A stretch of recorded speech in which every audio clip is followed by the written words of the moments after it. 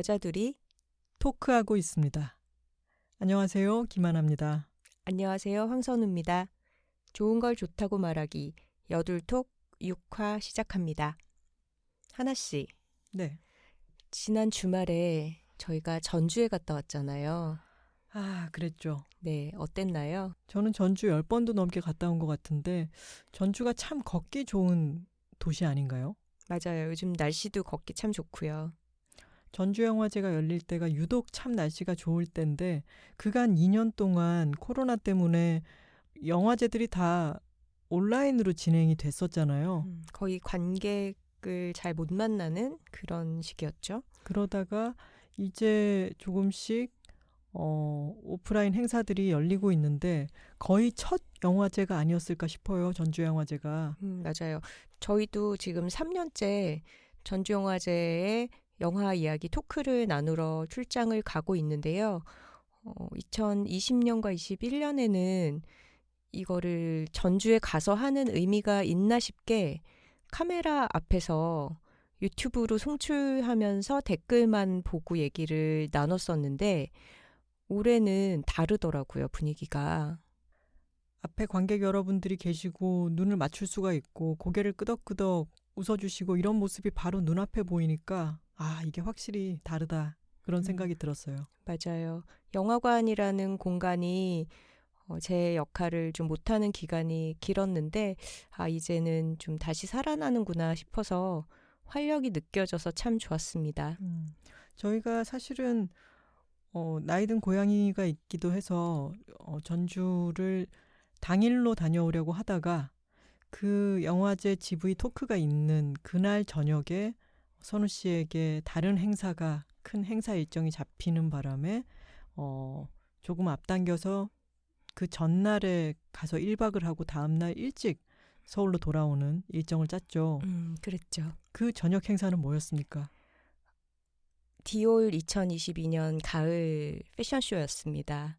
저는 선우 씨가 디올쇼에 초청을 받았다는 얘기를 듣고 차차 이 사람이 하이패션 매거진의 피처 디렉터였지? 라고 까마득하게 잠시 잊고 있던 사실을 상기했습니다. 잊으셨군요. 제가 13년이나 일을 했는데 왜냐하면 제가 그 사실을 가장 잊기 쉬운 사람인 게 선우 씨가 다른 사람들에게 잘 보여주지 않는 모습, 파자마를 입고 눈 뱅글뱅글 돌아가는 안경을 쓰고 지금도 살짝 그렇지만 머리가 약간 오일리한 상태로 있는 모습을 제가 가장 자주 보게 되잖아요. 그래서 디올쇼에 초청을 받는 사람이구나. 디올쇼에는 머리 감고 갔다고요. 신기하게 오전에는 전주영화제 행사, 또 저녁에는 디올 패션 행사 이렇게 하루에 되게 다른 분야의 오프라인 행사를 경험을 하면서 이게 시기적으로 이제는 온라인으로 벌어지던 여러 행사, 이벤트들이 이제 다시 대면으로 돌아오는구나 그런 거를 실감할 수가 있었고요. 그 쇼 되게 멋있던데요?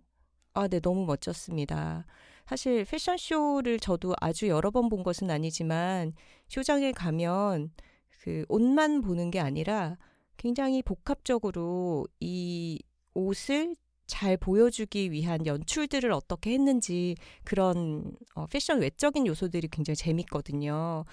예를 들면은 쇼장에 기물이나 그런 동선 배치를 어떤 식으로 했는지 그리고 음악은 어떤 음악을 사용했는지 조명을 어떻게 사용했는지 그리고 모델들이 런웨이를 걸어 나오기 전에 catwalk 앞뒤로 어떤 이벤트를 배치했는지 이런 것들이 다 아이디어의 총집합이에요. 그래서 그런 거를 지켜보는 재미가 또 굉장히 크죠.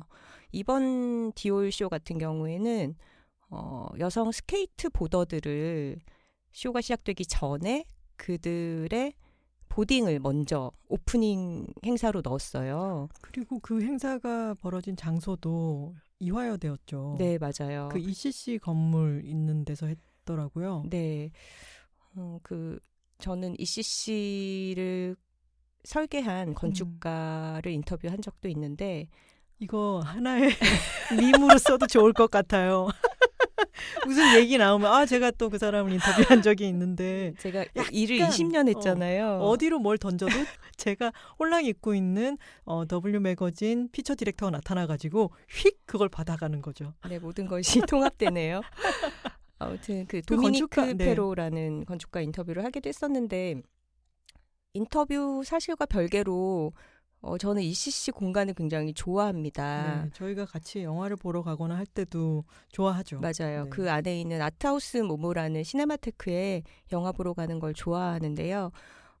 아주 오래전에 지어져서 부지가 넓지 않은 대학 캠퍼스 공간에 현대적인 시설을 지어서 덧대면서 그 기존의 어떤 경관을 많이 해치지 않고 많은 편의시설들을 담을 수 있는 그런 구조로서 굉장히 성공적으로 구현하지 않았나 이런 생각이 거기 방문할 때마다 드는 곳이었어요. 맞아요. 그 깊이가 아니라 높이로 구현됐다면은 얼마나 뭐랄까 좀 공격받는 느낌을 받았을까라는 생각도 들고, 그리고 그렇게 깊이로 파여 있는 그곳이 아주 다양한 장면에서 어떤 광장처럼 어떤 장면을 연출해내기도 해서 아주 그렇죠. 중요한 공간이 된 것 같아요. 이화여대가 현대사에서 어떤 역할을 했는지 그 맥락을 아는 한국 사람들로서는 더 이 쇼를 좀 흥미롭게 볼 수 있었던 것 같고요. 그리고 마리아 그라치아 치우리, 원래 이태리어로 끼우리가 맞는 발음이라고 하는데 참 다른 분의 이름을 가지고 이렇게 생각하면 안 되는데 저는 들을 때마다 그렇게 경상도 사투리 같아요. 치우리든 끼우리든. 마리아 그라치아 끼우리. 끼우리 선생님이 네. 이분이 이제 디올의 첫 여성 크리에이티브 디렉터고 한 5년, 6년 동안 일하는 사이에 디올의 의상을 통해서 여성들에게 힘을 실어주는 그런 메시지를 적극적으로 전파를 해오신 분입니다.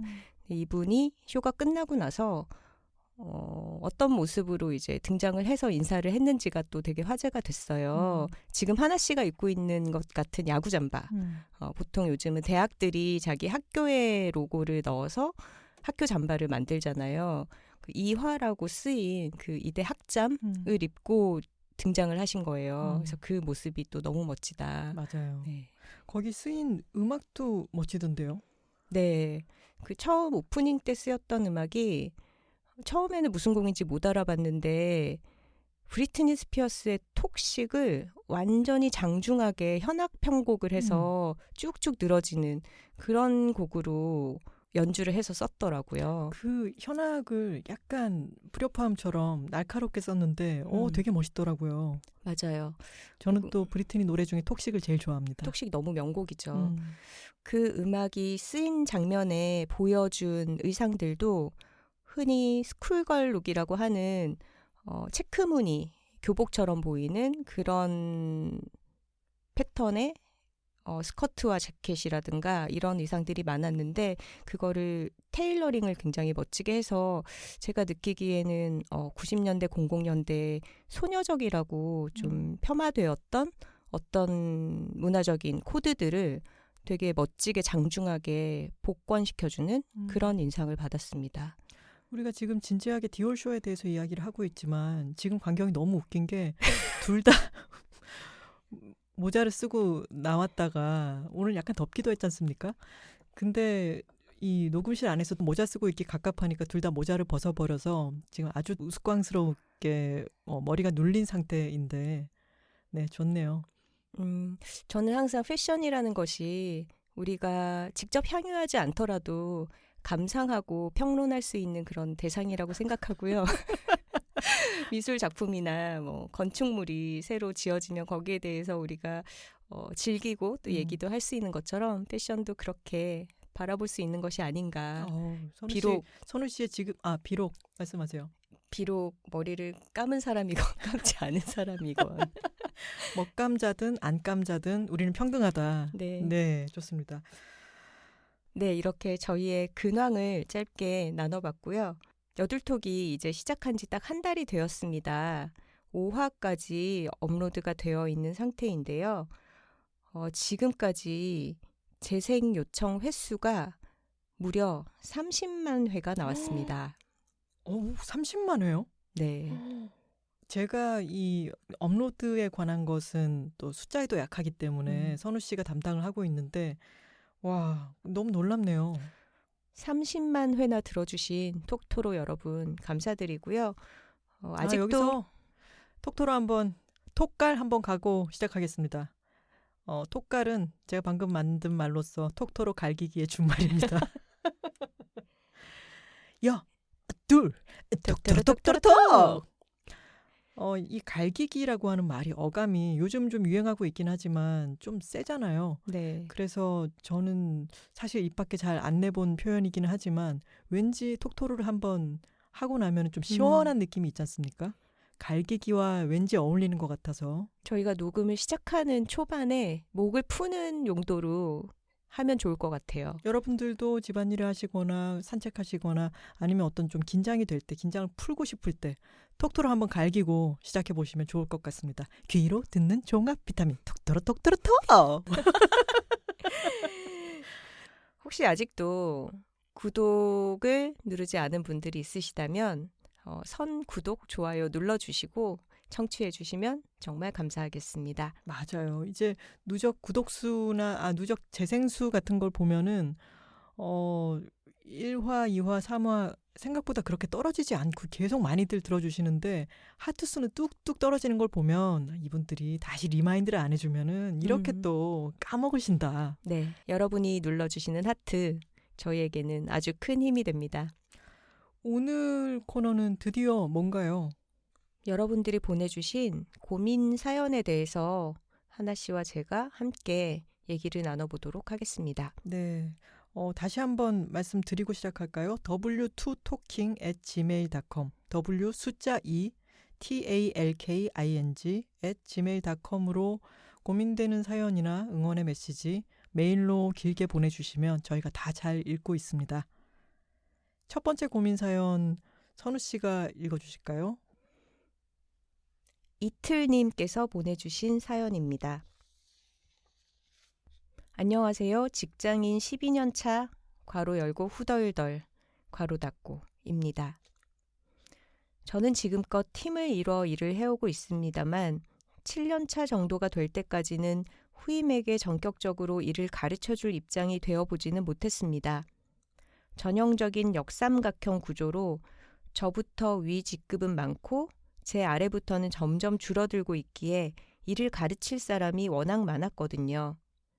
그런데 작년쯤에 팀이 반으로 쪼개져서 전체 팀원 수가 줄어들기도 했고 저도 슬슬 PM으로 나서게 되면서 이제서야 직접적으로 저연차 직급 친구들과 소통을 해야 하는 순간이 와버렸습니다.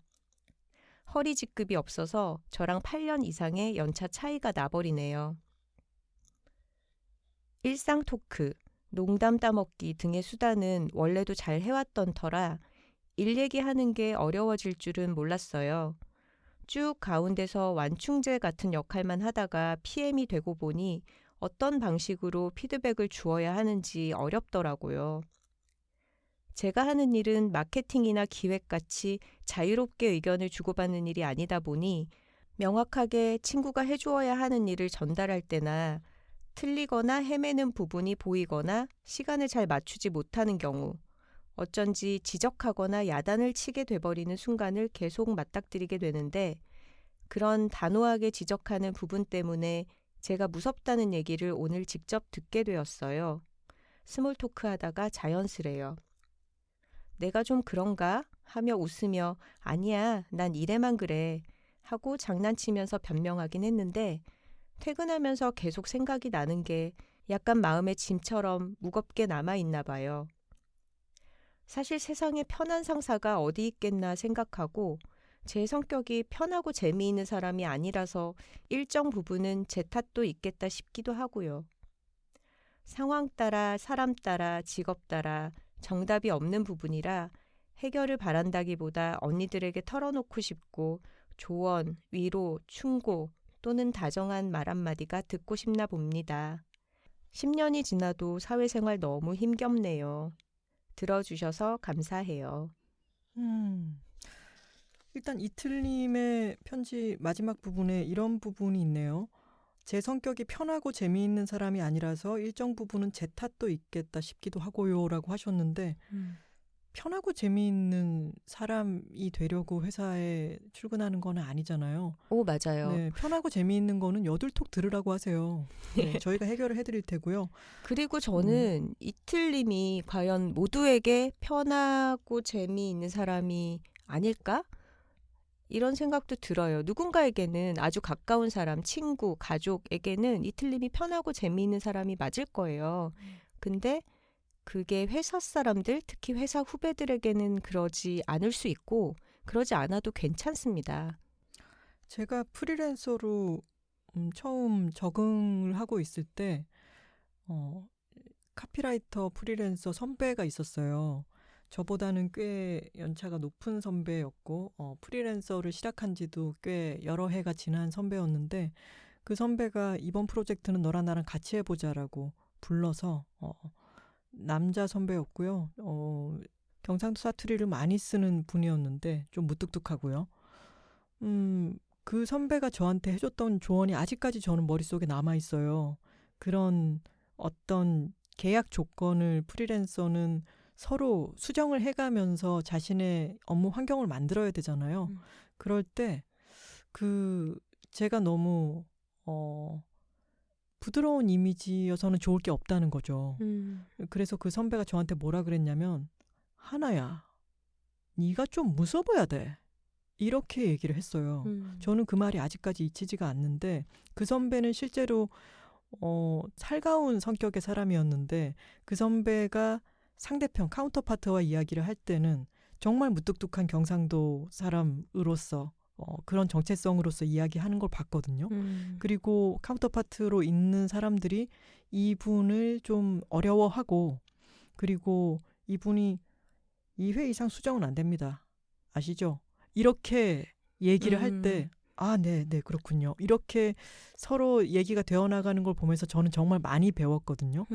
제가 아직까지 프리랜서로서 실력이 그렇게 있다는 확신을 갖기 전에는 저도 아주 쭈그란 시기를 많이 겪긴 했지만 내가 생각할 때 이 정도의 비용이라든가 이 정도의 인정은 받아도 된다라는 생각이 들었을 때 늘 선배의 그 말을 떠올리면서 그 딜에 임하곤 했어요. 그게 마음가짐에 저는 큰 도움이 됐다고 생각합니다. 하나 씨는 프리랜서로 일하면서 너무 물렁하지 않고 좀 상대방을 긴장하게 하는 캐릭터가 되는 게 일에 도움이 된다라는 걸 선배로부터 배운 케이스잖아요. 네. 이틀님도 써주신 것처럼 본인이 회사 안에서 어떻게 보면 중간에서 아래 위로 분위기를 부드럽게 하는 그런 역할만으로 충분하다가 이제는 새로운 캐릭터를 확립해야 하는 시기인 것 같아요. 근데 우리가 사회생활을 하면서 단일한 자아를 모든 상황에서 똑같이 발현하는 게 아니잖아요. 어떤 집단 안에서는 나의 어떤 모습을 더 많이 꺼내서 보여주고 또 어떤 관계 안에서는 나의 어떤 다른 면을 더 극대화시켜서 발현하면서 일도 하고 생활도 하게 되는데 이틀님에게는 이제는 조금은 엄격한 선배로서의 본인을 꺼내어서 보여줘도 되는 시기가 오지 않았나 싶습니다. 그리고 그걸 하면서 후배들에게 내가 어떻게 보일까 하는 것에 대해서는 너무 신경 쓰지 않으셨으면 좋겠어요. 그리고 그 부분이 정말 많이 걸린다면 저는 회사의 다른 선배들한테 한번 상담을 청해 보시라고도 말해보고 싶어요. 선배, 우리 후배가 나 무섭다는데 그게 자꾸 마음에 걸리네요. 선배는 이럴 때 어떻게 하겠어요? 이렇게? 네. 저희한테 물어보는 것처럼 하나의 의견을 구하는 거죠. 그게 완벽하지 않을지라도 이틀님이 지금 회사에서 어떤 스트레스를 받고 있는지에 대해 누군가에게 공유하는 거는 아주 중요하다고 생각하고요. 그리고 이렇게 후배들을 가르치고 업무를 분장하고 있는 것이 지금 이틀님에게는 새로운 업무인 거죠. 그것에 대해서 혼자 쌓고 너무 어려워하지 않으셔도 될 것 같습니다. 혼자 쌓고 어려워하시기보다는 저희에게도 이렇게 사연을 보내주신 게 저는 좋은 행동인 것 같아요. 많은 의견들을 또 들을 수도 있잖아요. 네. 이 이틀님의 사연에 여러 의견이 있으신 분들은 여러 채널로 본인의 의견을 들려주셔도 좋을 것 같고요. 그리고 저는 그 후배님이 정말로 이틀님이 무섭다면 그런 말을 할까? 그 스몰 토크를 하다가 장난스럽게라도 그런 말을 하기도 어렵지 않을까라는 생각이 듭니다. 또 하나 말씀드리고 싶은 것은 후배에게 좋은 만났을 때 재미있고 기분 좋은 선배가 되는 것에 미덕이 있겠죠. 회사 일에서의 어떤 업무 긴장도 같은 걸 완화시켜주고 같이 있는 시간도 일을 하는 시간도 인생의 일정 부분이기 때문에 그런 좋은 시간을 갖는 게 의미 있을 수 있겠죠. 하지만 일을 똑부러지게 가르치고 그 후배가 실수하지 않도록 그리고 그 업무의 내용이 일을 정확하게 시키는 것에 있기도 하다고 했으니까 일을 정확하게 할 수 있는 것을 똑바로 가르쳐 주는 것은 짧게는 서운하게 생각할지 모르고 어려워할지도 모르지만 시간을 길게 두고 보면요. 더 고마워할 일일 수 있습니다.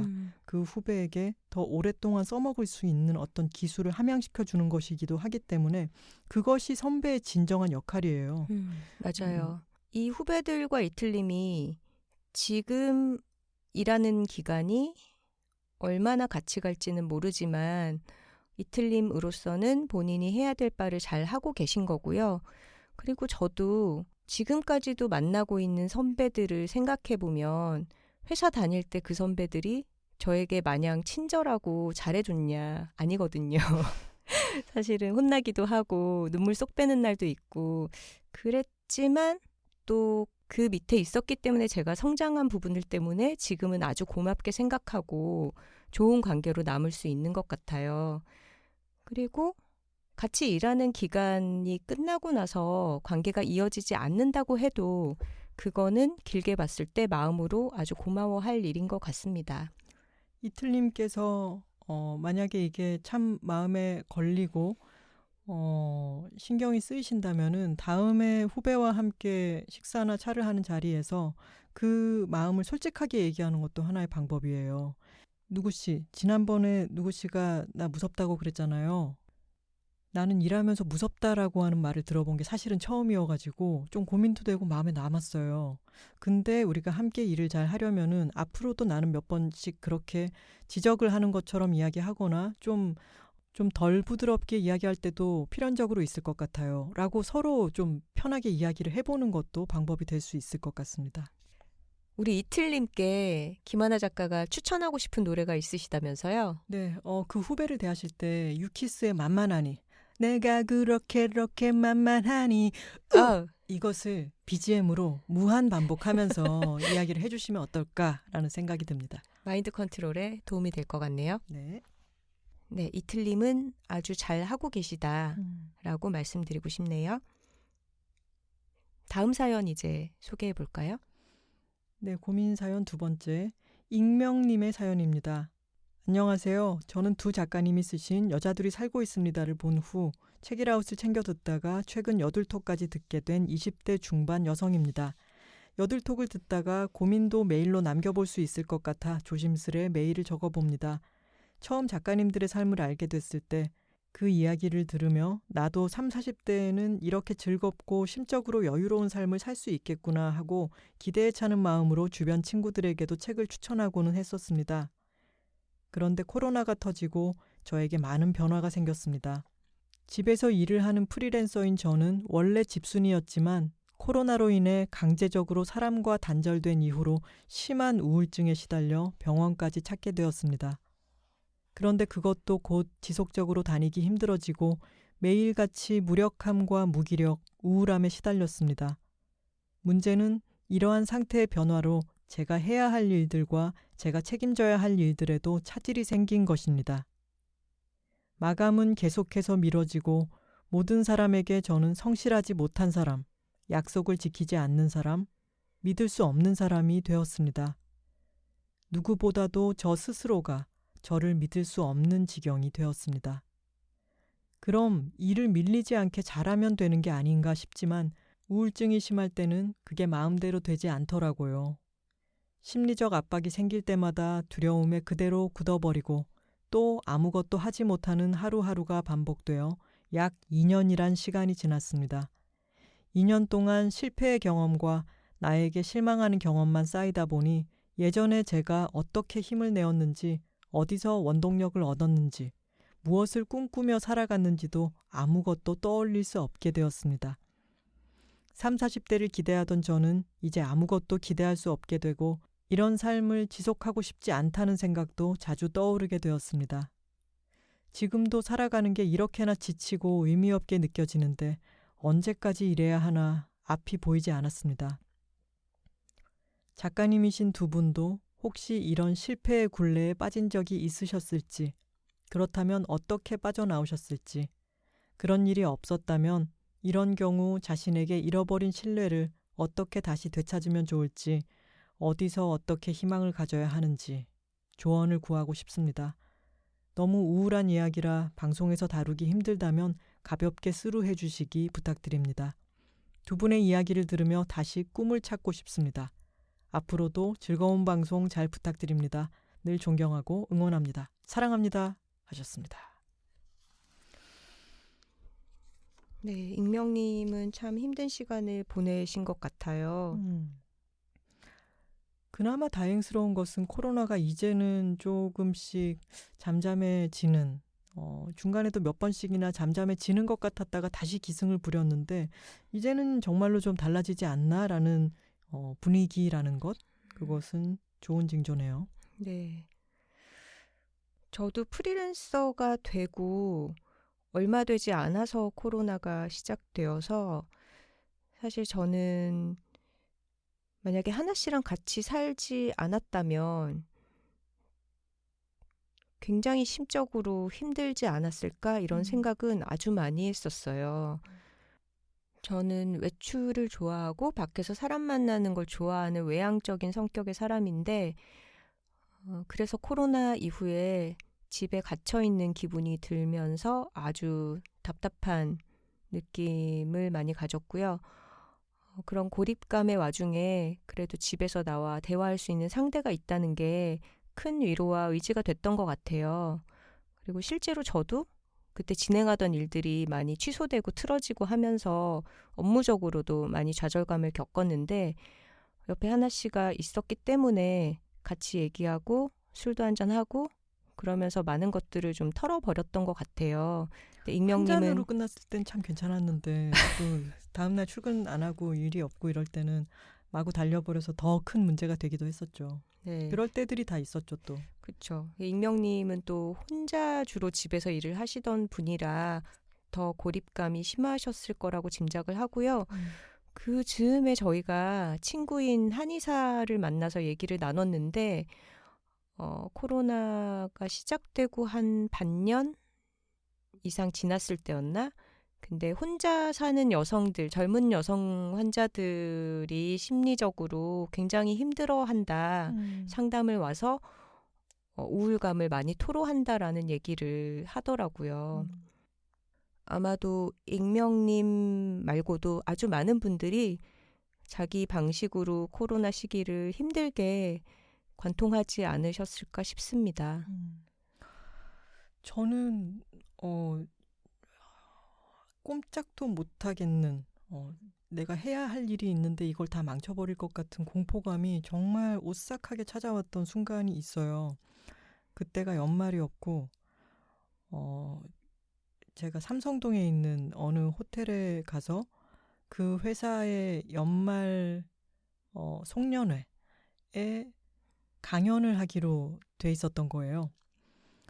근데 제가 그때가 이제 PMS 기간이기도 했고 컨디션이 상당히 안 좋을 때였는데 저희 집에 혼자 있었고 그날 눈이 올 것처럼 구름이 아주 낮게 드리운 그런 날이었어요. 근데 침대에서 잠깐 잠이 들었는지 누워 있다가 아니면 뭔가 기력이 없어서 누워 있거나 그랬을 때 그 대기가 아주 나를 누르는 것 같은 느낌 있잖아요. 그래서 침대에 누워 있는데 갑자기 나는 절대로 일어나서 지하철을 타고 삼성역까지 가서 그렇게 바쁘게 송년회를 하려고 모여있는 사람들 앞에서 강연을 해내지 못할 거야 라고 하는 정말 밑도 끝도 없는 무력감 같은 게 들면서 그 무력감이 근데 정말 뾰족했기 때문에 기억이 나요. 나는 절대로 못할 거야 라는 생각이 들었고 가만히 누워있을 때 이 눈물이 양쪽으로 흘러서 귀 쪽으로 베갯잎 양쪽 젓는 그런 거 아시죠? 눈물이 정말 주르륵 흘러가지고 베갯잎을 적시는데 몸을 움직일 수가 없는 거예요. 근데 제가 그때 너무 무서운 느낌이 들었거든요. 모든 걸 다 망쳐버릴 거야 싶었는데 그때 저는 어렸을 때부터 가위를 잘 눌려요. 잠기도 밝은 편이고 약간 마음이 좀 막 편안하고 이런 타입보다는 신경이 좀 예민한 편이어서 어렸을 때부터 가위에 잘 눌렸고 그럴 때 왜 가위 눌렸을 때 그런 거 있죠. 손을 겨우겨우 움직여서 뭐 손을 폈다. 그런데 정신을 차려보면 손이 그대로 딱 이렇게 주먹 쥐고 있잖아요. 내가 있는 힘을 다해서 몸을 일으켰다라고 생각하는데 도로 누워져 있고. 몸이 너무 무겁죠, 그때는. 네네. 그럴 때 어떻게든 다시 무겁게 감기우는 눈꺼풀을 들어 올리지 않으면 다시 그 공포스러운 가위 눌리는 상황으로 들어간다는 걸 워낙 알고 있어서 제가 그런 게 오면 있는 힘을 다해서 눈을 번쩍 뜨고 일어나는 게 아주 오랜 수십 년의 습관으로 좀 있기는 있어요. 근데 이거는 가위에 눌린 게 아니고 우울에 짓눌린 그런 경우였는데 똑같이 제가 반응을 했던 것 같아요. 수십 년 동안 쌓아왔던 어떤 노하우를 적용해서 조금 정신이 차려졌을 때 그냥 있는 힘을 다해서 벌떡 일어나서 바로 샤워실로 들어가서 씻고 그 길로 삼성동까지 가서 강연을 또 그날 분위기가 되게 좋았어요. 그러고 난 뒤에는 완전히 기진맥진했죠. 근데 그때의 공포가 저는 아직까지도 생생하고 제가 그때 순간적으로 벌떡 일어나서 그렇게 다 씻고 나가버리지 않았더라면 제가 우려했던 일들이 다 일어나고 그게 한 번 일어나면은 또 걷잡을 수 없이 내가 또 그럴 거야 라고 하는 공포가 점점 더 커질 거라는 걸 저는 알겠거든요. 근데 지금 이 익명님의 상황이 한 번 약속을 어기기 시작하고 뭔가 마감일을 지키지 못하고 내가 지난번에 그랬으니까 나는 또 그러고 말 거야 라고 하는 공포에 그런 두려움에 지금 짓눌려 계신 것 같아요. 이거는 익명님의 지금 처해 있는 여러 상황과 의지로 이기기는 너무 힘든 여러 환경과 등등 때문에 이런 일이 벌어지는 것이기 때문에 내가 이걸 이기지 못한 못난이이기 때문이다라고 전적으로 그렇게만 생각하지는 않으셨으면 좋겠어요.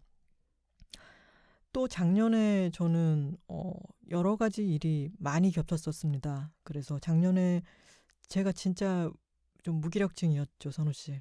그랬죠. 옆에서 보기에도 너무 안타깝고 사실 도와주고 싶은데 도울 수가 없더라고요. 정말 근데 존재만으로 너무 많이 도와줬죠. 선우 씨가 아까 제가 있어서 버틸 수 있었다고 얘기했지만 저는 선우 씨가 있어서 버틸 수가 있었고 제가 완전히 무기력증이 되어서 뭔가 꼼짝을 못한 채로 좀 침울하게 있을 때 근데 잠을 너무 못 자서 네. 수면 유도제라 그래야 되나? 신경 안정제 같은 거 처방이라도 받아야겠다. 그리고 선생님한테 가정의학과 같은 데 가서 지금 상태가 이러저러한데 어떻게 해야 좋을지 가볍게 한번 좀 가봤으면 좋겠다라고 했더니 선우 씨가 가자 하면서 저와 함께 병원을 가줬죠. 그래서 참 너무 고맙고 선생님이 또 너무 기력이 떨어지면 주사도 한 대 맞아보는 것도 좋다 하셔가지고 선우 씨도 얼결에 옆에 나란히 누워서 주사도 맞고 그래서 돌아오는 길에 참 너무 고맙다가 둘이 싸웠죠. 그때는 정말 많이 싸웠어요. 아, 그랬나요? 네. 왜 싸웠지? 그냥 매일 싸웠어. 아, 그래요? 이거는 뭐 나 지금 편집을 기억이 할 안 수도 나나 보다. 있겠지만 일단 하나 씨가 잠이 부족하니까 잠을 못 자면 사람이 칭얼칭얼거리고 짜증이 나고 이런 거구나. 그러니까 똑같은 상황을 놓고도 못 견디는 거지. 근데 그런 것들이 옆에 있는 사람한테 다 영향을 주니까 평소 같으면 말하자면 도로를 차로 가는데 이 정도의 그 턱은 그냥 아무렇지 않게 넘어 다니던 건데 그런 데서 매번 턱턱 걸리면서 못 가겠다가 돼버리는 좀 그런 상황이 몇 달 갔던 것 같아요. 잠이 부족하고 몸이 힘드니까 평소 같으면 그냥 넘어갈 일들도 사소하게 다 싸울 거리가 돼버리더라고요. 맞아요. 그런 시기가 있었네요. 그때였으면 8통 못했죠. 할 수가 없죠.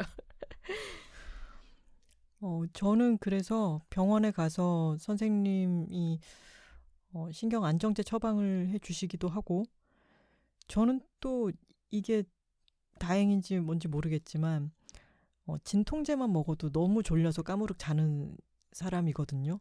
약발이 잘 받는다고 하죠. 평소에 그래서 약을 잘 못 먹는 편인데 안정제의 도움을 받으니까 잠을 일단 잘 자게 되고요. 좀 수면 패턴을 아주 오랫동안 약의 도움도 받고 수면 패턴을 조금 더 건강하게 만들고 나서, 그리고는 저는 보이차를 요즘은 지금도 보이차를 앞에 따라 놓고 마시고 있는데, 차를 오랫동안 마시고 그 마시는 것에 집중을 하고 그 차에 대해서는 언젠가 다시 한번 이야기를 하고 싶습니다. 차의 여러 가지 음향 효과라든가 몸을 따끈하게 해주는 효과라든가 이런 것에도 많이 기댔던 것 같고요. 그리고 집에 여러 가지 기기들, 한번 글을 쓰기도 했지만 물걸레 청소기라든가, 집에서 이거 내가 바닥이라도 한번 닦아야 될 텐데라고 생각하면서 누워 있다가 그 물걸레 청소기가 알아서 바닥을 보르르 닦아주는 걸 보면서도 이상하게 위안을 받았어요. 그렇게 저는 저에게 내가 신경 쓰이는 부분을 완화할 수 있고 점점 뾰족하고 날카로워지고 있는 부분들을 천천히 보완하는 기간을 오랫동안 가졌어요. 그리고 그러면서 생산적이지 못한 나에게 죄책감을 덜 가지려고 노력을 했고요. 그런데 그러고 났더니 저 끝에서부터 뭔가가 조금씩 차오르는 느낌이 들었어요. 그거를 조바심 없이 기다리는 것도 쉽지는 않은 것 같아요. 근데 조금 길게 바라보고 나 스스로를 너무 다그치기보다는 내가 지금 뭔가가 똑 떨어진 상태로구나. 이것을 도움을 받으려면은 병원을 가는 것도 있고 약간의 뭔가라도 해봐야 될 텐데, 사실 이럴 때는 뭐 쉽게 아침 햇살을 받으면서 좀 운동을 해. 뭐 이렇게 얘기를 하기도 하지만 사실 그게 너무 어려운 거잖아요. 지금은 약간의 악순환에 빠져 있는 건데, 제 생각에 익명님께서 책이라웃도 들으셨다고 말씀을 하셨는데, 제가 아까 저에게 너무 무기력감이 뾰족하게 찾아왔던 그날의 심경을 이야기했던 회차가 있어요.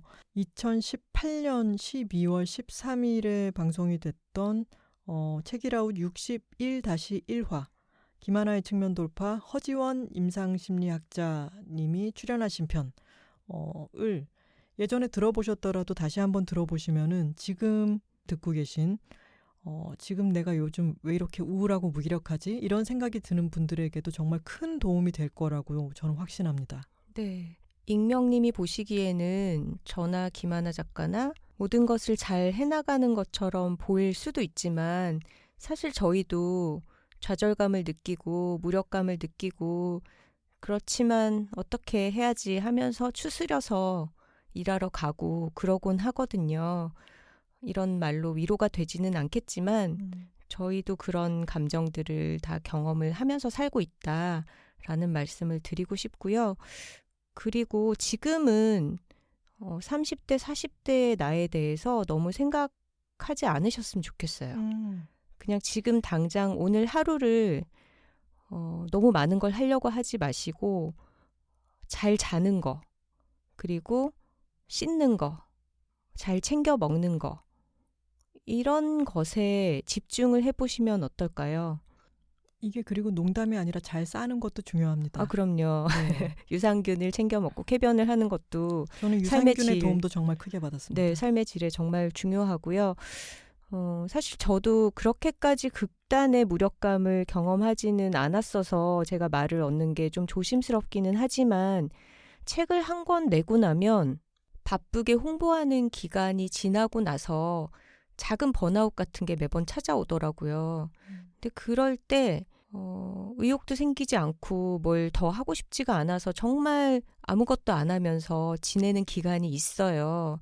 근데 그럴 때는 내가 너무 쓸모없는 사람이다 이런 생각을 하지 않으려고 노력하고, 그냥 그날 잠을 잘 자고 잘 먹고 씻고 어디라도 나갔다 오면은 참 잘했다. 이렇게 스스로에게 너그러워지려고 노력을 하거든요. 지금 익명님은 많이 아프신 가운데 회복하는 기간이니까 먼 미래를 생각하지 말고 오늘 하루하루를 잘 지내보자 라는 것에 집중하시고 그 가운데 뭐 삶의 의미 이런 거 말고 작은 즐거움 같은 거를 찾을 수 있다면 찾으셔도 좋을 것 같습니다. 그런 게 너무 없다면 매주 화요일에 여둘톡을 기다리는 재미로 당분간은 지내보시면 어떨까요? 이게 사람이 귓구멍에 뭘 꽂으면요. 이제 팟캐스트가 이렇게 얘기가 조근조근 흐르고 있으면은 몸을 움직일 때 좀 더 재미가 납니다. 제가 느끼고 있는 부분이고요. 그래서 혹시 익명님께서 블루투스 이어폰이 없으시다면 혹시 하나 사시는 게 정말 삶의 질에 도움이 됩니다. 블루투스 이어폰을 꽂고 뭘 챙겨 먹는 일을 하시든 아니면 정말 가까운 데를 그 이어폰을 꽂고 다녀보시든 저희 방송이 보통 1시간 정도 되니까 귀에 꽂고 들으면서 한번 나가서 조금 걷다가 그냥 재밌는 동안만 걷다가 돌아오셔도 어떨까 싶어요. 익명님 한번 이것을 시도해 보셨다면은 다시 메일을 보내주셔도 좋고 어디 제가 그 익명입니다 하고 댓글을 간단히 남겨주셔도 좋고요. 한 번이라도 지금 여덟톡 들으면서 잠깐 걸어봤어요 하시면은 저희에게 피드백 알려주시면 저희는 정말 반갑겠습니다. 익명님 사연을 소개하다 보니까 같이 언급할 수 있을 것 같은 메일이 있었어요. 이분은 익명을 따로 요청하시지는 않았지만 그래도 성함을 가려드리는 게 나을 것 같은데 익명님이 계셨으니까 약간 익자 돌림으로 익룡님 어떨까요? 너무 소리를 지르시는 것 같을까요? 익룡님. 익룡님, 네, 좋네요. 익룡님께서 네. 익룡님께서 저희가 40대가 될수록 좋다라는 얘기를 했더니 약간 거기에 대해서 조금 본인은 그렇지 않다는 약간의 박탈감 같은 것을 써보내 주셨어요. 익룡님께서 이런 사연을 보내주셨습니다. 팟캐스트 유목민 같은 생활을 하고 있던 차에 두 분이 팟캐스트 시작해 주셔서 물과 길을 찾아 헤매던 사막에서 오아시스 찾은 기분으로 너무 잘 듣고 있습니다. 예전에 TV에서 가수 이선희님과 아나운서 이금희님이 같이 여행하시는 프로그램을 본 적이 있어요. 거기서 두 분이 그런 얘기를 하시더라고요. 50대가 되니까 좋다고. 부럽다는 생각이 들었습니다. 젊은 날 열심히 일해서 모은 재산이 있고 계속해서 일할 수 있는 커리어를 가진 두 분이니까 하실 수 있는 이야기라는 생각이 들었거든요. 이 뒤로 이제 길게 자신의 이야기를 써주셨어요. 익룡님 말씀처럼 여기 언급해 주신 두 분은 본인의 커리어에서 많은 것을 이루신 분들이 맞죠. 그런데 저는 그런 생각도 들어요. 이 두 분이 정말로 평탄하기만 하게 지금의 자리를 이룬 걸까? 그렇지는 않을 것 같아요. 외적으로도 여러 가지 굴곡이 분명히 있었고 그 긴 커리어를 쌓아가는 동안에 정말 무력감, 좌절감, 패배감 이런 거를 느끼는 순간도 켜켜이 많았을 거라고 짐작을 해요. 근데 그럼에도 불구하고 그 모든 것을 거쳐와서 50대가 되니까 좋아라고 말하는 것에서 우리가 느껴지는 그것은 좀 뭐랄까요? 단호한 선택이랄까 철학이랄까 그런 거에 가깝지 않을까라는 생각도 듭니다.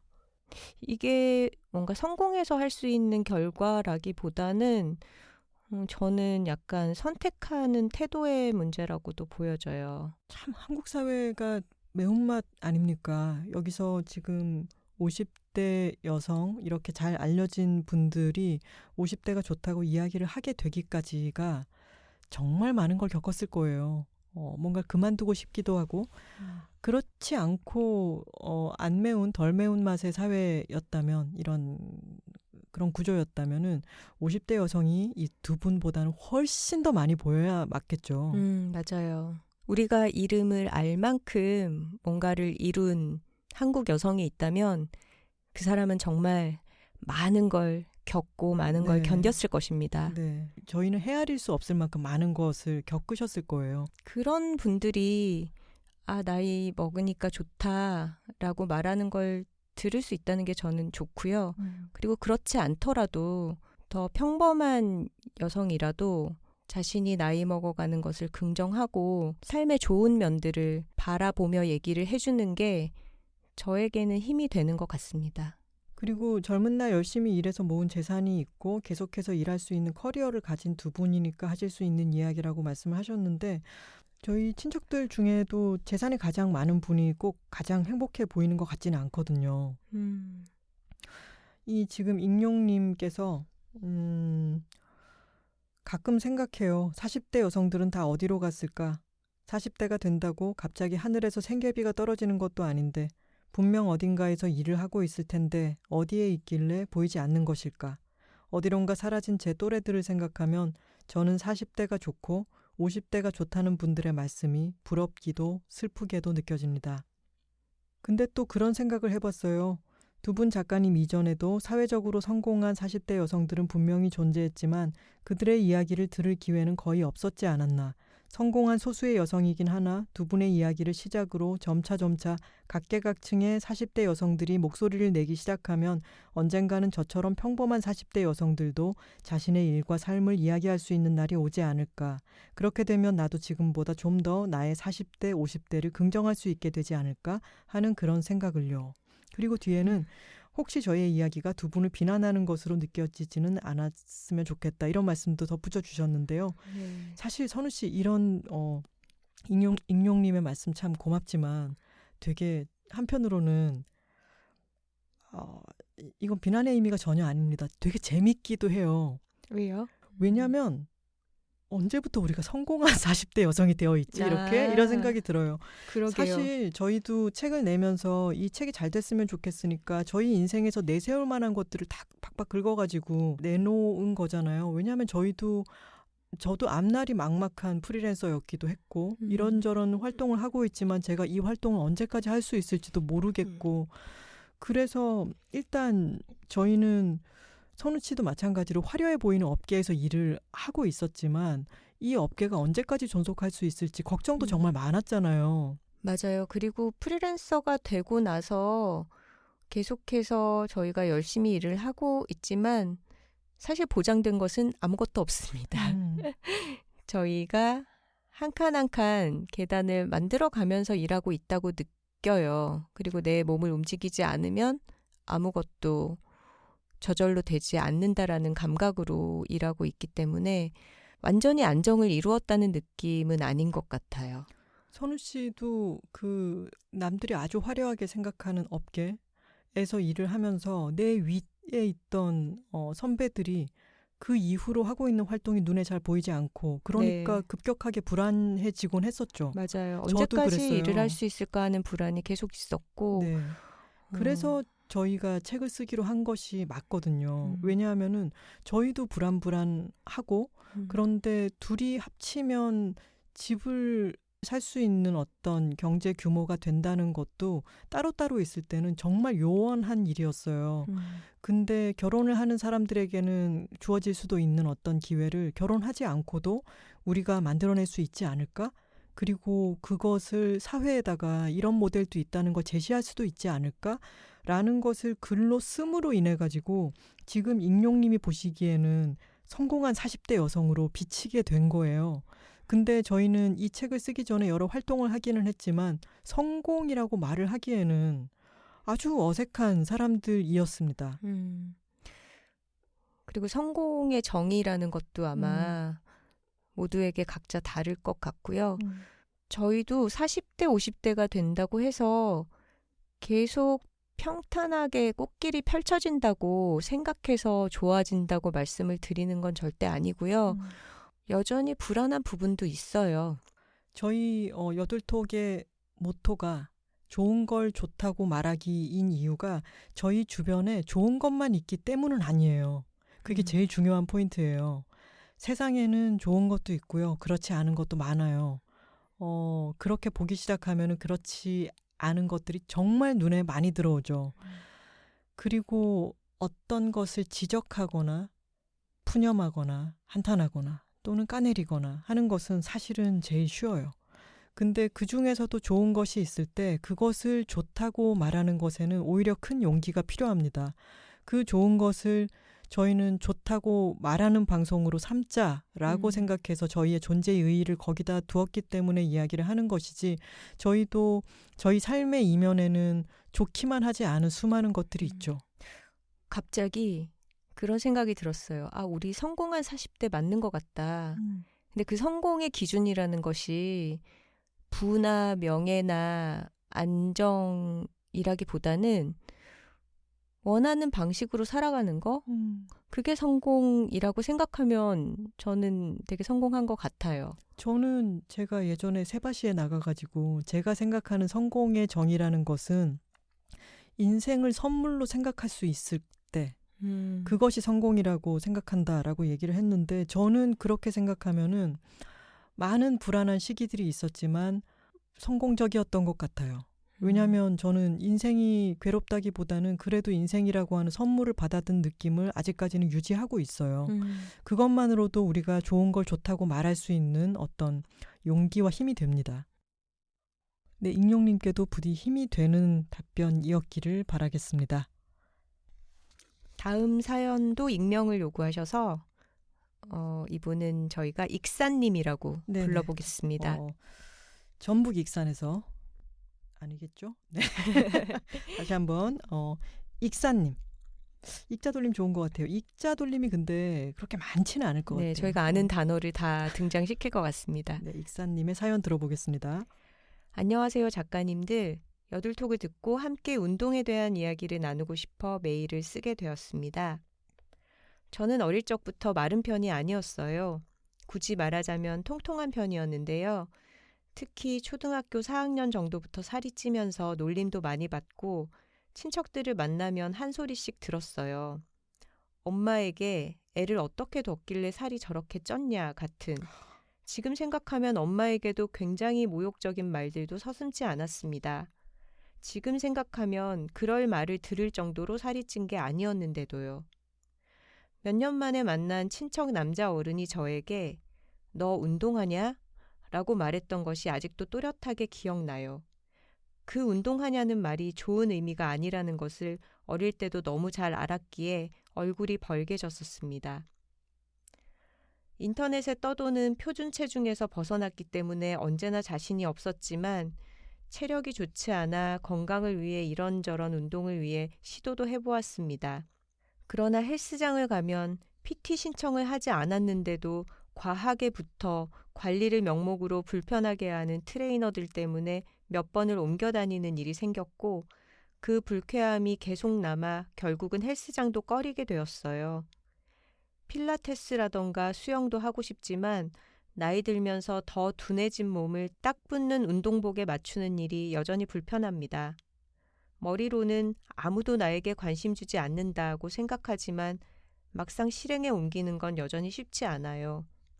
새로운 운동에 흥미가 생겨 상담이라도 받아볼까 싶다가도 일단 제가 들어서 상담받고 나오면 그들이 어쩐지 뒤에서 제 체형이나 생활 패턴까지도 수군될 것 같은 두려움이 있어요. 각자의 생김대로, 각자의 모습대로 존중받고 존중하며 살아가는 세상이라지만 저도 결국 그렇지 않은 시대에서 살아온 사람이라 당당하게 맞서는 게 아직 쉽지 않습니다.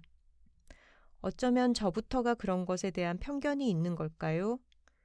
다이어트도 물론 중요하지만 이제는 건강과 체력을 위해, 소위 살기 위해 운동해야 하는 나이라 이왕이면 잘 맞는 운동을 찾고 싶은데 어떤 운동을 하든 위에서 언급한 문제를 이겨내지 못해 매일 걷는 것만 하고 있어요.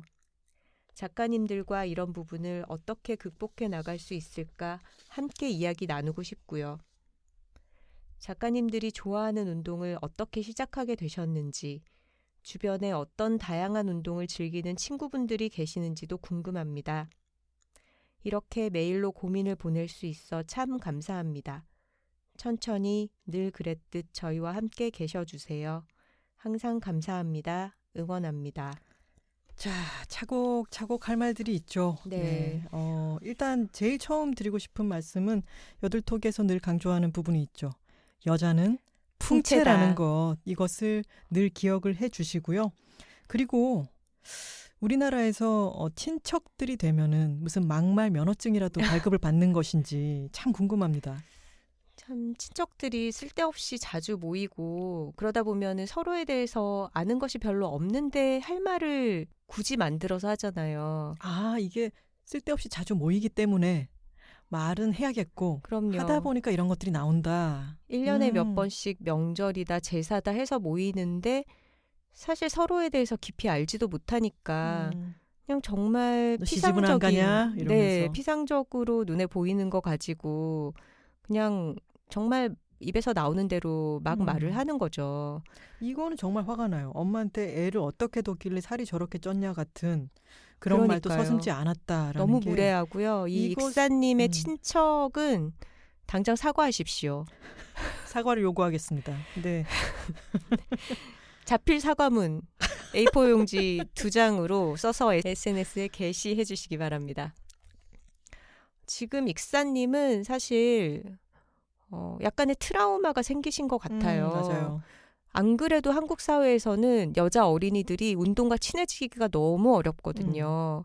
그런 와중에 자기 몸에 대해서 그리고 운동에 대해서 정말 안 좋은 선입견을 심어주는 그런 어른에게 특히나 성인도 이런 말을 들으면 불쾌하고 타격을 입을 텐데 어린 시절에 이런 얘기를 들은 거는 정말 타격이 클 수밖에 없는 경험인 것 같아요. 그렇게 여학생들이 운동을 할 수 있는 터전을 마구 개방을 해준 것도 아니면서 너 운동하냐? 라고 하는 말을 약간의 무슨 비아냥조로 이렇게 쓰면서 운동에 대해서 정말 비틀린 생각을 하게 하죠. 맞아요. 근데 비슷하게 이런 식으로 말하는 사람들이 있죠. 너 몸 좋아졌다? 뭐 이런 식의 말들. 너무 무례한 오지랖이고. 그게 근데 일괄적으로 얘기할 수는 없고 정말로 몸이 딱 좋아졌을 때 우리나라는 너무 그 이면이 많은 것 같아요.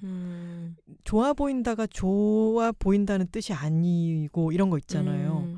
저는 그런 게 너무 피곤할 때가 있어요. 맞아요. 네. 지금 익사님 사연을 들으면서 저희가 또 겪었던 여러 가지 오지랖들이 떠오르면서 같이 분노하게 되는 것 같아요. 저는 근데 한편으로는 그런 생각을 하거든요. 너 좋아 보인다, 몸 좋아졌다 이렇게 얘기를 하면은 저는 고지고대로 받아들이기 캠페인을 하고 있거든요.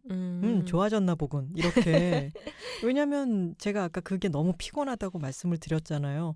저게 내가 지금 너무 푸근해졌다는 뜻인가? 막 이런 식으로 생각하는 게 아니라 내가 풍채가 좋아졌다는 뜻이군.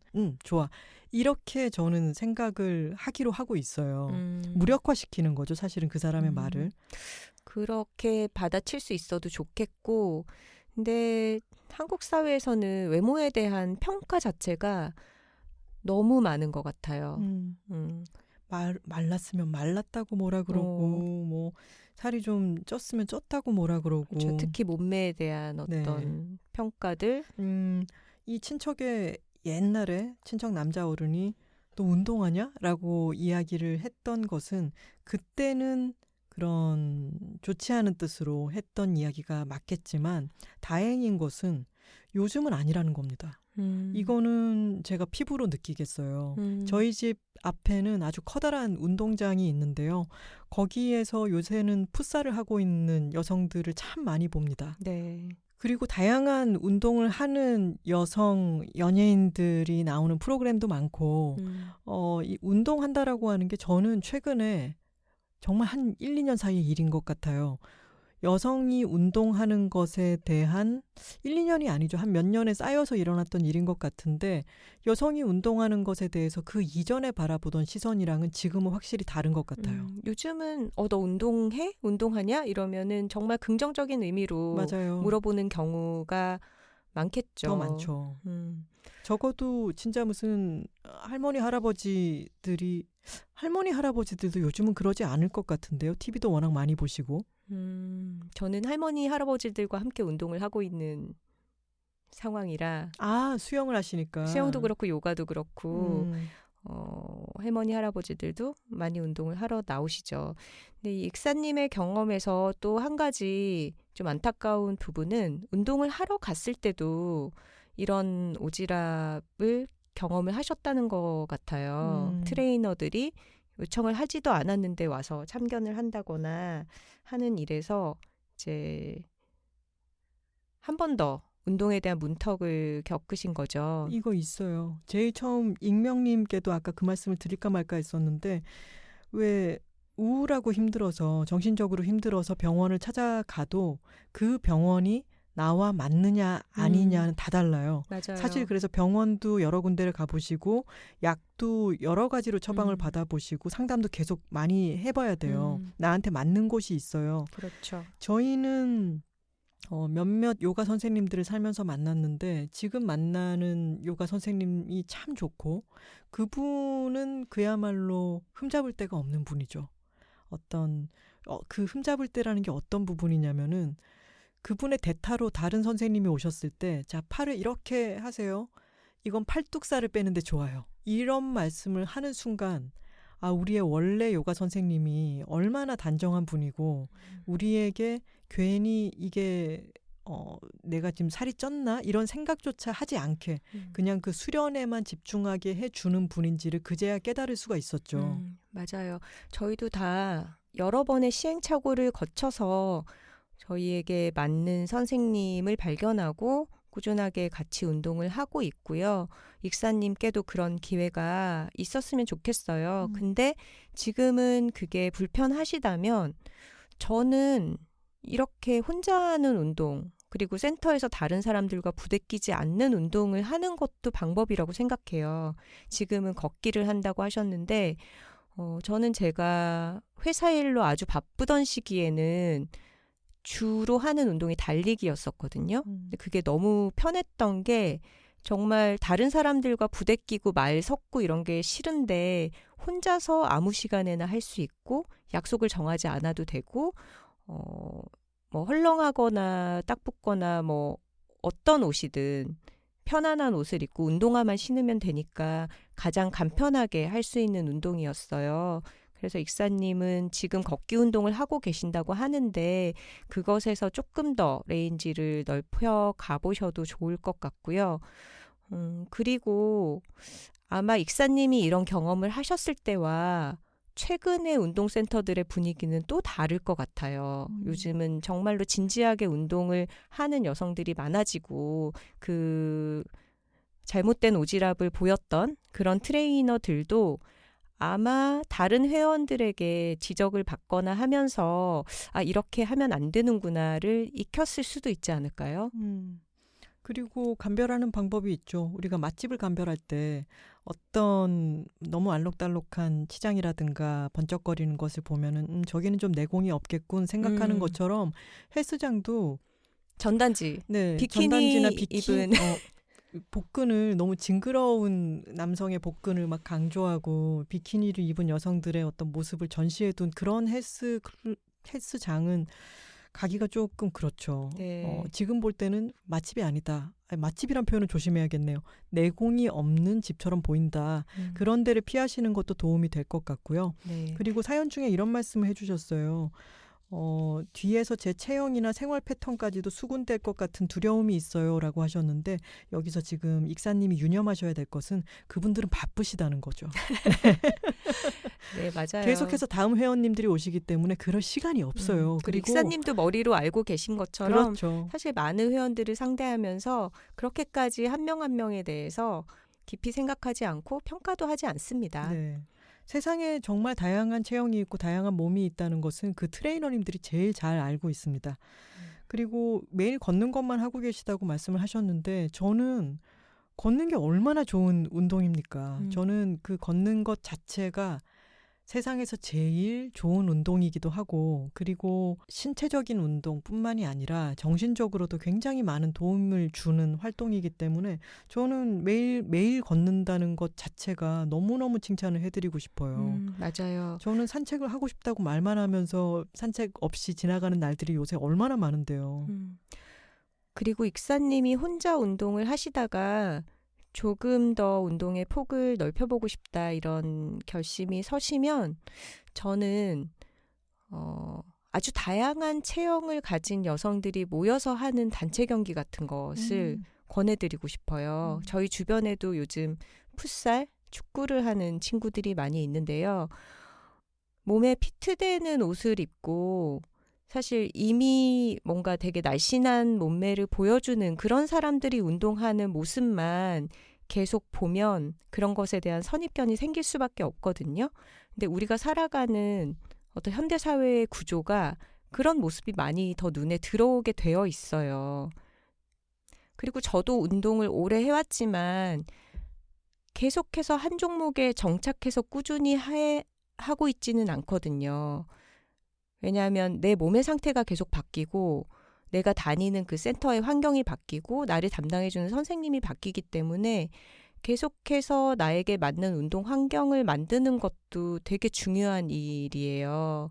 그래서 익사님도 조금씩 작게 시작하셔서 자기 운동의 범위를 넓혀가보는 경험을 해보시면 어떨까라는 말씀을 드려보고 싶습니다. 그리고 그 시작으로 매일 걷는 것은 저는 너무너무 좋은 활동이라고 생각합니다.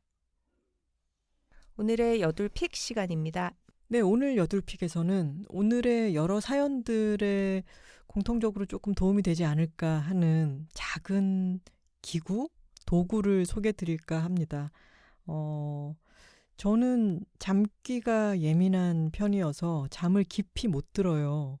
근데 이 잠을 깊이 못 든다는 게 일상생활에 너무너무 큰 영향을 미치는 거죠.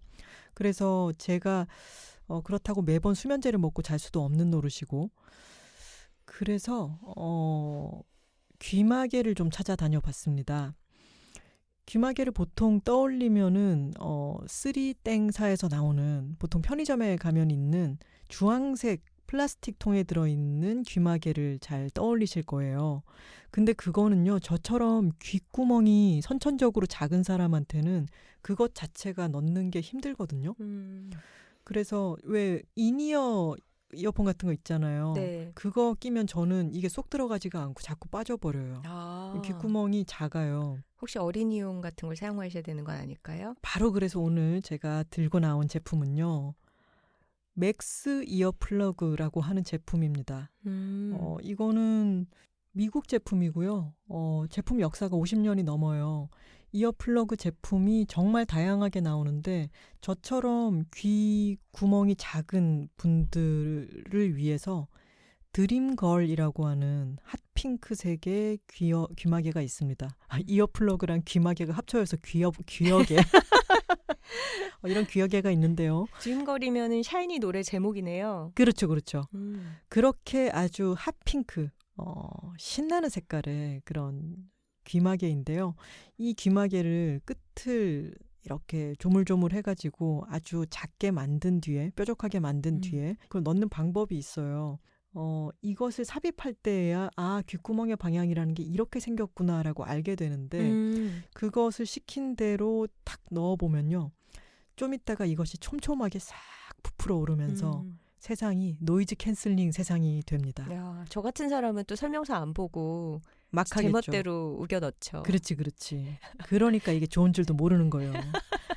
여기서 시킨 대로 귓바퀴를 뒤로 잡아당기고 이 뒤통수 쪽에서 얼굴이 있는 방향으로 이 비스듬히 이 귀마개를 삽입하고 난 뒤에 적절하게 삽입하고 딱 놓으면은 이제 차음이 아주 잘 되고요.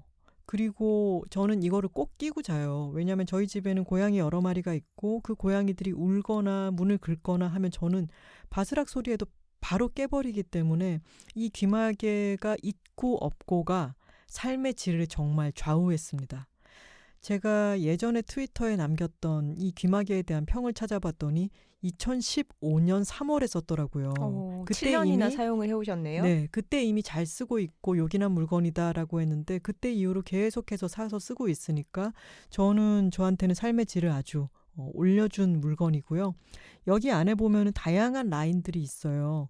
그중에 사람들 추천이 많은 것들이 울트라 소프트가 있고 그리고 귓구멍이 작은 분들은 드림걸이 나에게는 정말 천만다행이다. 이렇게 얘기하시는 분들이 있는데 저는 써본 것은 드림걸밖에 없거든요. 근데 지금 이 귀마개도 계속 매일 쓰니까 몇 번 쓰고 난 뒤에 차음력이 이제 떨어지면 갈아줘야 되거든요.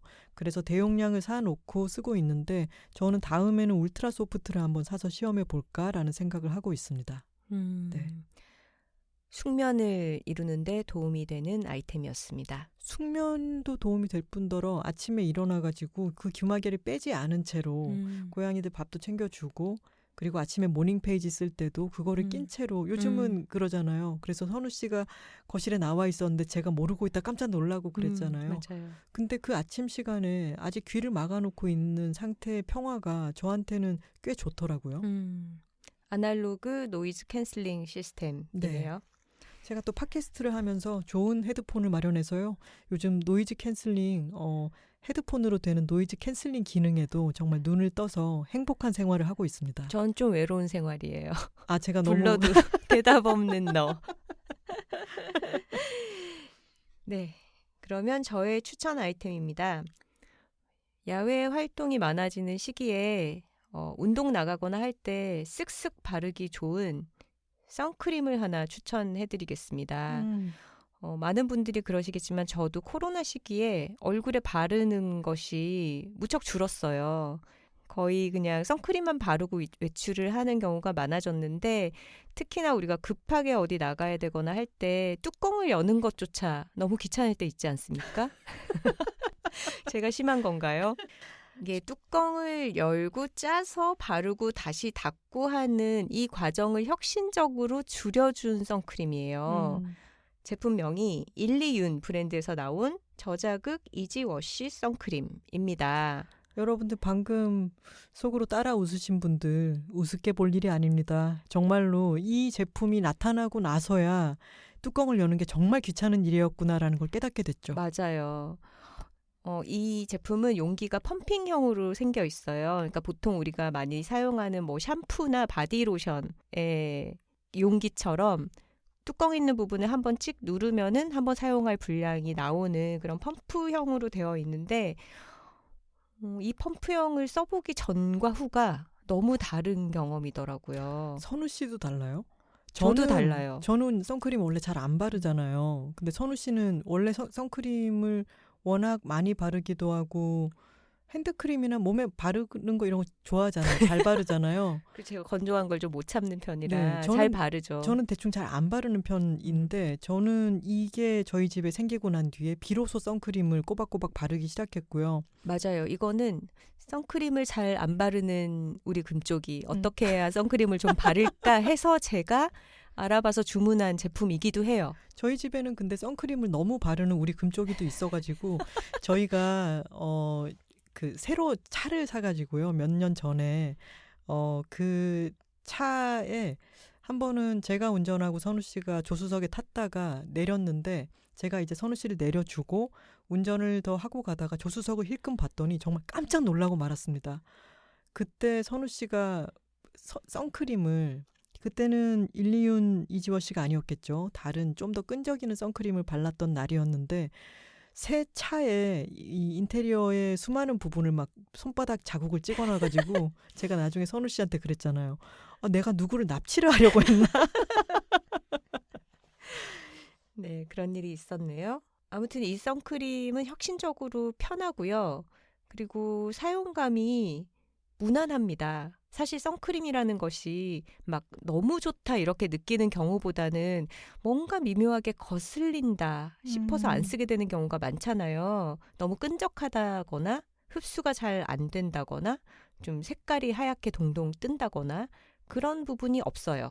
선우 씨는 무난하다고 했잖아요. 네. 저한테는 획기적이에요. 아주 좋아요. 이게 쉬운 것도 있지만 그러니까 쓰기 편한 것도 있지만 라이트하잖아요. 네. 그 SPF 50 플러스인데도 발랐을 때 그냥 로션 바르는 것 같아서 선우 씨는 좀 끈적여도 잘 바르는 편이지만 저는 조금만 끈적여도 왠지 눈에 뭐가 들어가는 것 같고 참 싫어했는데 저는 이거는 쓸 수 있어요. 네. 우리 금쪽이 이걸 쓸 수 있답니다. 그리고 가격도 150ml인데 2만 원이 안 돼요. 그래서 아주 저렴하다는 점, 여름이 다가오는 이 시점에 추천드립니다. 아, 이런 생활 정보 너무 좋다. 댓글 소개 시간입니다. 저희가 댓글들을 읽다 보니까 너무 재미있는 현상이 있었는데요. 여러 청취자분들이 자신의 지역에 붙여서 톡토로를 확장시키고 계세요. 저번 시간에 미국 톡토로, 독일 톡토로, 독토로 이런 분들 아이디를 언급을 해드렸었는데 거기 이어서 뭐 광안리 톡토로라든가 광화문 톡토로 그리고 제일 웃겼던 개포동 포동 톡토로. 아, 개포동 톡토로님인데 개포동포동 톡토로. 네네. 너무 귀엽고 네. 포동포동하네요. 네. 그리고 본인 이름이나 아이디 뒤에 붙여서 또 얘기를 해주시는 분들도 계셨어요. 네. 그래서 오늘은 우리 국동환 톡토로님이 보내주신 메일을 한번 읽어보겠습니다. 네, 제가 읽을까요? 안녕하세요 작가님들. 팟캐스트 시작해주신 덕분에 일상을 한층 신나게 살고 있는 톡토로입니다. 정말 감사드려요. 사화에서 모닝페이지 말씀하시는 것을 듣고 저의 경험을 나누고 싶어서 이렇게 메일 드려요. 저는 2007년부터 아침에 눈 뜨자마자 밤에 꾼 꿈을 받아 적고 있습니다. 정확히 말하면 그러려고 노력하고 있습니다. 하루도 빼놓지 않고 쓰지는 못해요. 너무 남기기 싫은 내용일 때는 적지 않을 때도 있습니다. 글로도 적지만 언어로 표현이 안 되고 잊어버릴까 봐 조급할 때는 그림을 휘갈겨 남기기도 해요. 뭐랄까, 최대한 힘 빼고 자연스럽게 하고 있어요. 그래서 오래 할 수 있었던 거라는 생각이 들어요. 들어보니 모닝페이지도 아침에 일어나자마자 글을 자유롭게 쓰는 거네요. 이거 정말 좋습니다. 저는 머리맡에 노트와 펜을 놓고 아침에 의식이 돌아올 때 눈을 딱 떠버리기 전, 왜 눈은 아직 감고 있지만 저기 저 멀리서 의식이 돌아오는 것이 느껴질 때가 있잖아요. 그때 눈을 가늘게 뜨고 노트를 펼치고 펜을 잡은 후 눈을 뜨는 동시에 마구 써내려가기 시작해요. 어떨 때는 엄청 빨리 끝나고 어떨 때는 두세 페이지를 넘기기도 합니다. 아침 시간에 20 내지 30분을 새로 내기는 너무 어렵다고 생각하시는 분들이 계실 것 같은데 목표를 조금 느슨하게 잡으시면 충분히 하실 수 있어요. 그래서 이게 왜 좋으냐에 대해서 말하자면 종일도 말할 수 있지만 한마디로 표현해 보자면 있는 그대로의 나 자신을 바라봐주는 일이기 때문이에요. 내 마음이 그 무의식 속의 감정이 무엇인지는 몰라도 내가 그걸 애써 붙들어 봐주는 일. 이 행위들이 쌓이면 정말 자연스럽게 이게 나를 토닥이는 일이었다는 걸 알게 돼요. 저는 미술 작가인데요. 이 꿈 일기를 쓰면서 작업도 시작하게 되었고 더 이상 힘들게 내가 진짜 원하는 것이 무엇인지 찾아 헤매지 않게 되었어요. 모두의 경험은 다 다르겠지만 마음이 동하신다면 꼭 한번 해보시길 추천드립니다. 다른 분들도 아니고 영어방 여둘픽이잖아요. 우리가 이분들 말고 누굴 믿고 또 뭘 하겠습니까? 후후. 너무 길었네요. 작가님들 그러면 봄을 만끽하시길 바라며 또 후기 쓰겠습니다. 국동환 드림 해주셨는데 마지막에는 국동환 톡토로라고 안 쓰셔서 약간 서운하려고 하네요. 제목이 국동환 토토로입니다 였어요. 저희가 모닝페이지에 대해서 얘기를 하고 나서 이 방송을 들으신 분들 중에 정말로 예술에 종사하시는 분들이 저 그거를 아주 오랫동안 해왔어요 라고 맞아요. 반가워하시는 경우가 정말 많습니다. 국동환 작가님도 미술 작가님이시고요. 그리고 뭐 영화 쪽에서 종사하시는 분이라든가 그림 작가님 이런 분들이 이미 그 방식을 많이 사용하고 계시더라고요. 그래서 이 모닝페이지가 정말로 아티스트 웨이구나 하는 거를 깨달을 수 있었어요. 저희 이번에 전주영화제에서 배웠던 전규리 작가님도 여들톡이라고 저희 팟캐스트 하고 있어요. 이제 처음 뵌 분이었기 때문에 그렇게 얘기했을 때 이걸 들어봤더니 모닝페이지 얘기를 하셔서 너무 반가웠다. 본인은 7년째 이 모닝페이지를 하고 계시고 매년 연말 말일마다 그 1년간의 모닝페이지를 다시 읽어보신다고 하더라고요. 정말 생각보다 많은 분들이 재수 작가님도 맞아요. 이 모닝페이지의 폭발적인 어떤 효과를 누리고 계시다고 말씀을 하셨죠. 하루 동안에 1년치를 다 읽을 수 있나요? 갑자기 제게 그렇게 물으시면 저는 아직까지 30 며칠 쓰고 있기 때문에 네. 아니 아예 12월의 마지막 주에 1년 동안 쓴 거를 읽어본다거나 해도 아주 좋은 연말 리추얼이 될 것 같아요. 그러네요. 네, 그리고 국동환 작가님도 본인의 꿈을 가지고 정말로 섬세하게 그림을 그려서 작품 활동을 하고 계시는 분이어서 이 모닝페이지, 아침에 끄적이는 기록이 진짜 예술가들에게는 좋은 어떤 메모이자 재료가 되어주는 것 같습니다. 국동환 작가님 개인전이 또 마침 지금 열리고 있어요. 평창동 누크 갤러리에서 5월 28일까지 방향연습이라는 제목으로 전시가 열리고 있으니까 관심 있는 분들은 가서 보셔도 좋겠습니다. 저희도 찾아가 볼 예정입니다. 네. 그리고 아티스트 웨이에 대해서 지난번에 이야기를 할 때 이게 약간은 뭐랄까 미신적인 부분이 있다 이런 얘기를 드렸는데 이 부분은 약간 짚고 넘어가야 될 게 그 책의 앞부분에 보면 미국 자기계발서에서 그런 게 많죠.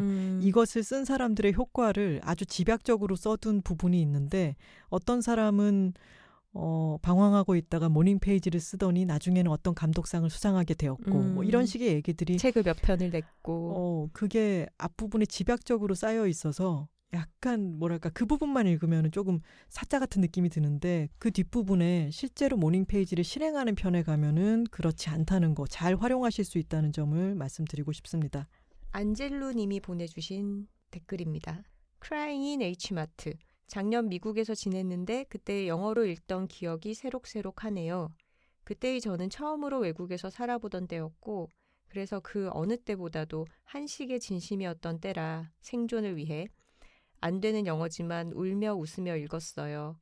그때 책 읽고 썼던 글을 다시 보니 만약 한국에서 번역되어 나오면 3호곡 어쩌고 하는 K 감성 풍부한 홍보 문구와 함께 팔리지 않을까 생각하니 저절로 표정이 짜게 식는 나 자신을 발견하게 된다. 라고 써놓았는데 그래도 한국판 나온 걸 보니 마케팅이 그보단 담백한 것 같아 다행이에요. 이길보라 감독님 추천사도 그렇고 두 작가님이 이야기해주는 익숙한 낯설매 100배 공감하고 갑니다.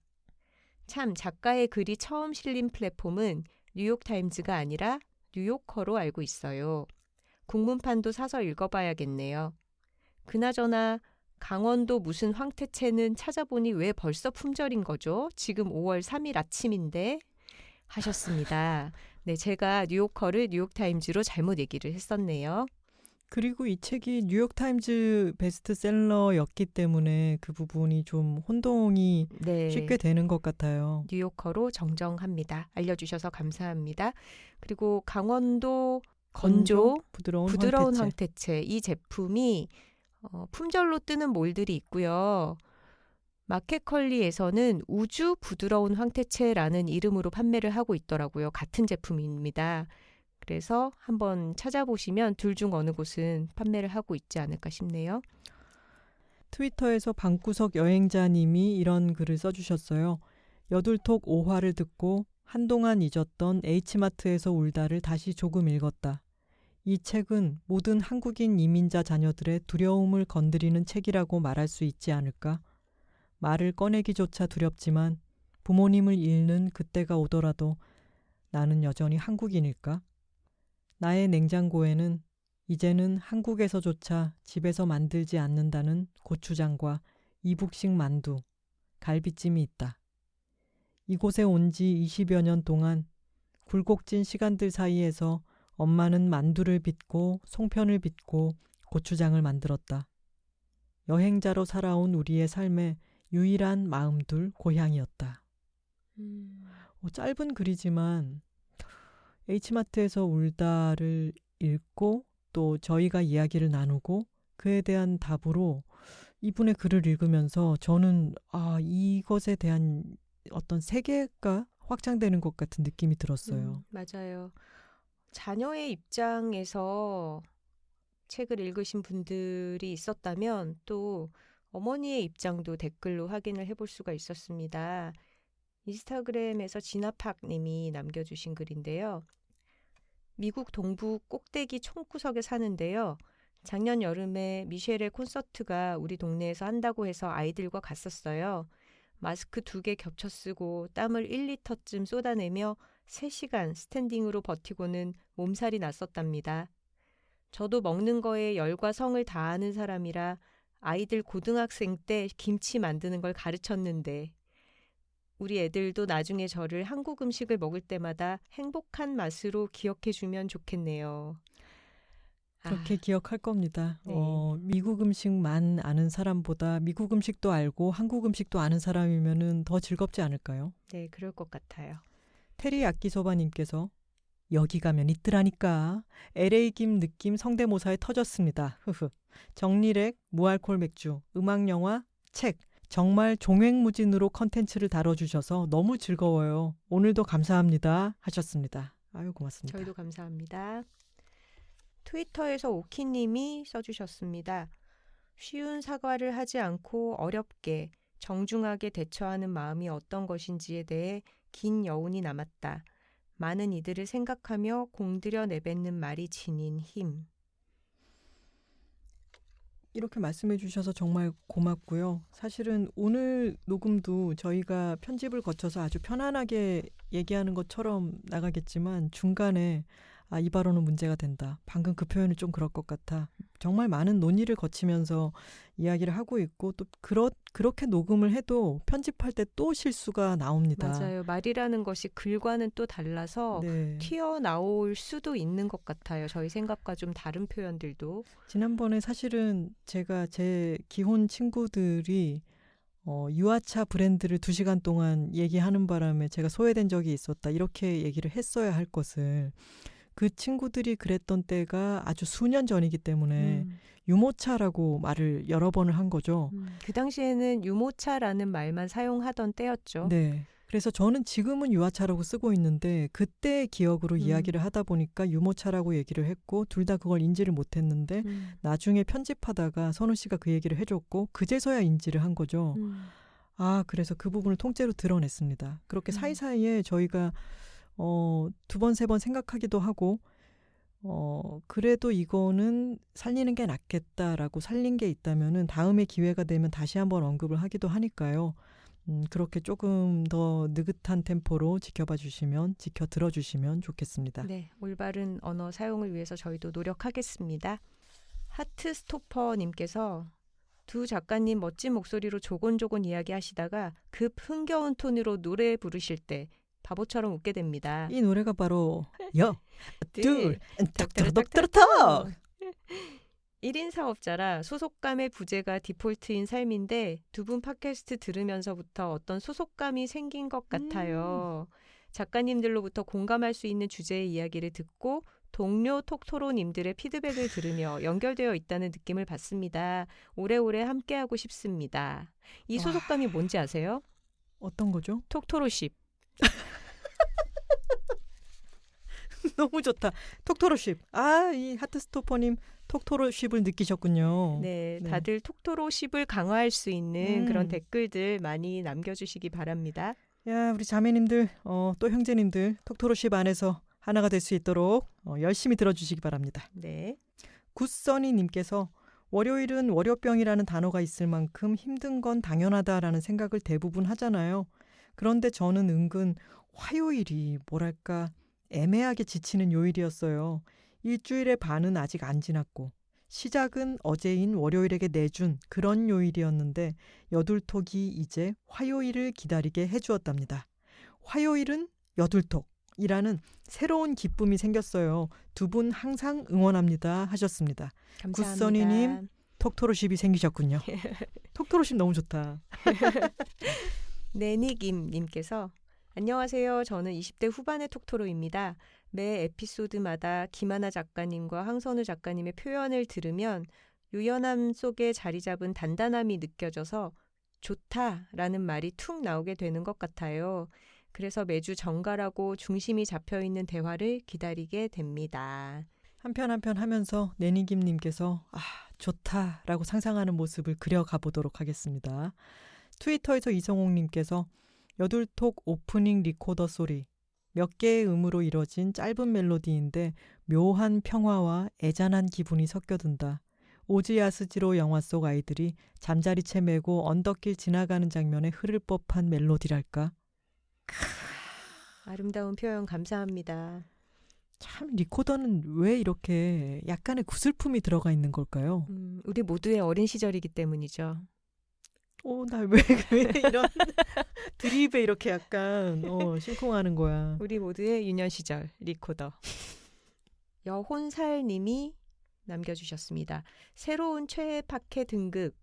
여자들이 살고 있습니다. 책을 너무 재밌게 읽고 작가님들 나오신 팟캐스트나 방송들 열심히 찾아 들었는데 두 분이서만 꽉 채우는 팟캐스트를 시작하시다니 기쁨의 댄스를 추지 않을 수 없어요.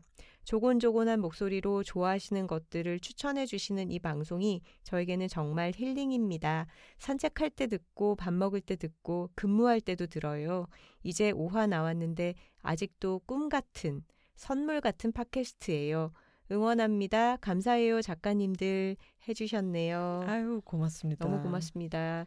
이 여혼살 톡토로님 같은 분들 덕분에 저희가 30만 재생 횟수가 나왔나 봐요. 혹시 근무하실 때도 듣고 계시다가 맨 처음 그 이틀님께 혼나곤 하는 분이 이분 아닐까요? 죄송합니다. 꿍이잉이이님께서 누군가 먼저 살면서 뒤를 든든히 지켜준다는 느낌.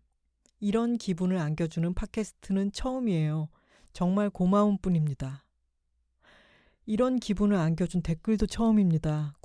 꿍이잉이이님 정말 고맙습니다. 네, 항상 기억해 주세요. 톡토로 여러분들 뒤에 저희가 있습니다. 이것이 톡토로쉽이다.